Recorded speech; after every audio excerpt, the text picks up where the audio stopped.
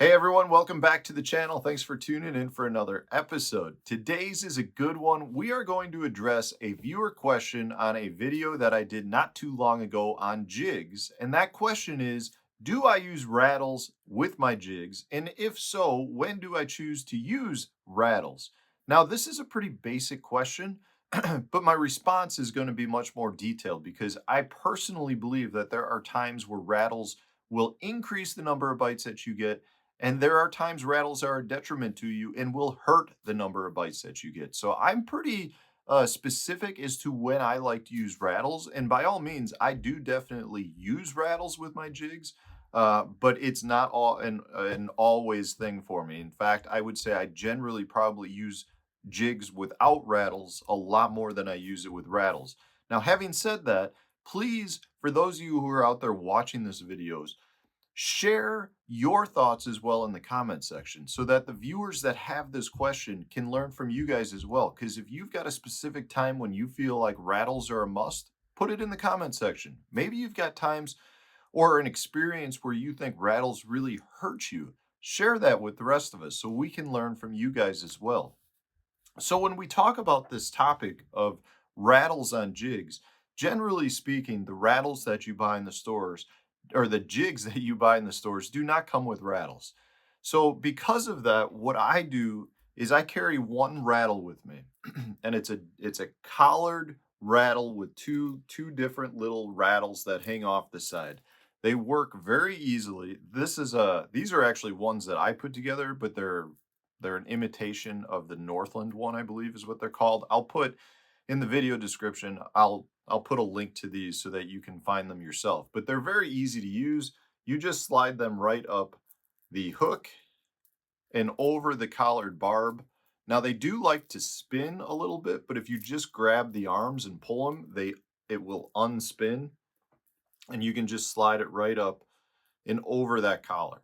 So they work absolutely phenomenal on your jigs. Like I said, they do take a little bit of moving around just to get them to kind of unroll because they like to roll. But once you've got them, hopefully you can see them hanging off to the side there through all of the mess. That is the jig rattle that I like to use. Now, the reason for that is twofold. One, when the jig is sitting on the bottom, they look kind of like claws to me, so they kind of mimic a crayfish, which I personally like. It gives me confidence in what I'm doing. The other is I think they're louder, and because they hang off the jig, they tend to hit more objects, which create more sound. So those are the ones I like. Now I carry with me, I've got just bags that I carry with me full of just rattles that I've put together. Um, but those are the ones that I like. Now, there are lots of other types of rattles out there that you can choose. I just think these work the best with a jig. I think they're loud. I think they do a good job at mimicking crayfish. Now, having said that, when I choose to use a jig with a rattle, it's very specific as to when I want that rattle. The first goes back to what I mentioned earlier. If I'm trying to mimic crayfish, crayfish are going to be living around hard objects. So they're generally either going to be on a hard bottom area, so your sand, your gravel, your rock, places that have hard bottom, or they're going to be living on lots of decaying matter like dead trees and laydowns, that type of thing, which again is a hard object. So when you've got crayfish that are mulling around in those areas, they create noise, which then generates a sound and a vibration that the bass can key in on. So for me, if I'm fishing hard targets, so maybe I'm going down a bluff wall, maybe I'm going down a bank where I'm flipping just lay down trees, that's going to be a main time when I choose a rattle because again, those rattles can hit off those hard objects, but I'm also trying to mimic a crayfish a lot more than I am a shad or a bluegill. So that's the number one thing. What is the target that I'm fishing? If I'm fishing grass, I generally do not ever throw rattles. And that's for two reasons. One, because if I'm fishing grass, I'm usually going to be fishing more bass that are feeding on either bluegill or perch or shad. And from that standpoint, I don't feel like they make nearly as much sound. And I do have one caveat to that that I'll get to later. But the other being that, generally speaking, if I'm flipping grass, I'm fishing grass that's in deeper water, uh, and the grass just generally grows in clearer water. And I choose not to use rattles in clear water. So for those two reasons, that I don't fish them around grass nearly as much as I do around hard targets. So that's the first thing, and that's a pretty basic, straightforward approach. If it's a hard object and I'm trying to mimic crayfish, I go with rattles. If I'm fishing grass and more fish that are feeding on bluegill or actual bait fish, at that point, I don't go with rattles. Another pretty straightforward approach is based on watercolor.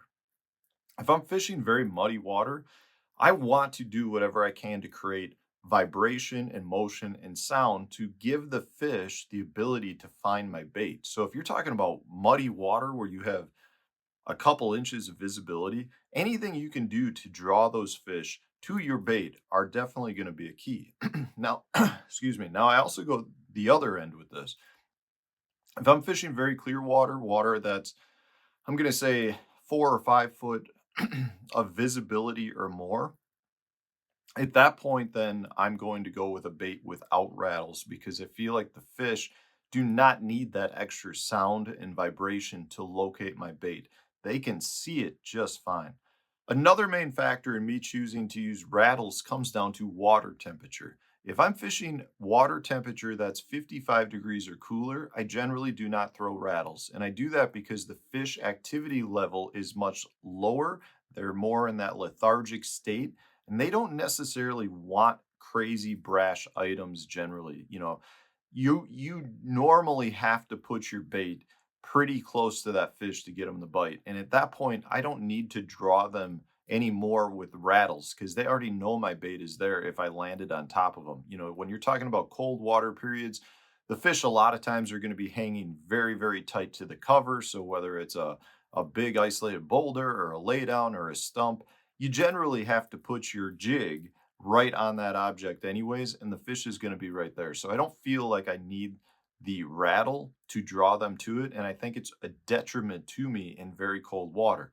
Now, once I hit 55-degree water up to about the time the bass are starting to get ready to bed, I do like rattles, and generally speaking, that's because in that period, you start getting the crayfish activity again. They come out of their hibernation state and they start becoming active when water temps hit like 55 degrees, and then they're active throughout the rest of the year. But that time period is a very good period for fish to start keying in on crayfish. It's just known that when you get that increase in crayfish activity, a lot of the bass start keying in on them more. And because of that, that's why I would start throwing a rattle again. So I like rattles when you're talking about, I'll say 55 to low 60-degree range. The next period where I really like rattles, and this kind of goes against some of the things that I mentioned earlier, has to do with once you've got the spawn has finished and the bass start keying in on the shad spawn. I do like to throw rattles again. It's not uncommon at all for me to throw a swim jig that's got rattles hanging off of it. And I do that because a swim jig is a great bait to use during the shad spawn. And the reason for this is the shad themselves don't necessarily make much sound swimming around in the water. But when you're talking about thousands upon thousands of them in their shad spawning process, at that point, they do make a lot of sound. They start jumping off of hitting the sides of boats, hitting the sides of rocks, jumping and, literally jumping out of the water and banging against objects, bumping into grass. All of that activity that is just going on all over the place. If you've seen a good shad spawn, it almost sounds as if it's raining out. That's how much activity is taking place. To me, at that point, I want the rattles for two reasons. One, the fish are accustomed to the sound that those shad are making during the spawning process, whether that's them kamikazing themselves into the side of a hard object or whether that's them bumping into the sides of, grass or other fish. The point here is there's a lot of rattling type low volume sounds going on. So the fish are accustomed to it. But even more so, because there's so much noise, I'm trying to do things to get my baits to stand out from the rest of the shad that are going crazy. When you've got thousands of shad that are around and you bring a swim jig like this or something through that area that looks like a shad, you got to do something to get your fish to key in on your bait instead of the one of thousands of other shad that are swimming around. And I'll also point out with this that when I'm fishing a swim jig around a shad spawn, I'm generally fishing it with a technique called the Alabama shake, which means I have my rod tip up and I'm retrieving it, but I'm basically just keeping my bait popping right under the surface. So I've got my bait moving back and forth. Now, if I were fishing this where I was straight retrieving a swim jig back with a rattle collar on it, it wouldn't make nearly that much noise. But because I'm shaking this bait consistently, it creates a lot more sound. So I personally feel like if you're fishing around a shad spawn, putting a rattle collar on your bait can make it stand out enough to the point where the fish start keying in on your bait versus all of those other shad. So those are kind of my main periods. I really like a jig collar during the shad spawn. Really like it when the crayfish start coming out of their hibernation state. Really like it in dirty water, and I really like it when I'm fishing around hard targets. So your rock, your laydowns, that type of thing. If I'm fishing really clear water, fishing around fish that are feeding more on bluegill or shad that are not in a shad spawn phase, or grass, at that point, again, I'm not going to throw the rattle collar on my jig nearly as much. So I do have a lot of pretty specific requirements there, but I think it matters. I really do feel like it can help me or it can hurt me. So hopefully this was helpful. Hopefully this answers the question that I've gotten from several viewers over the past year. I think it's a interesting topic, and a lot of it probably comes back down to confidence. And like I always say, confidence is king in the sport. So if it makes you feel good about what you're doing, then there's value to it. But I do honestly think it increases the number of bites under those certain circumstances. So if you enjoyed this video, guys, hit the like button, subscribe to the channel if you haven't done so already. Stay tuned. We'll have a new video coming out tomorrow for you.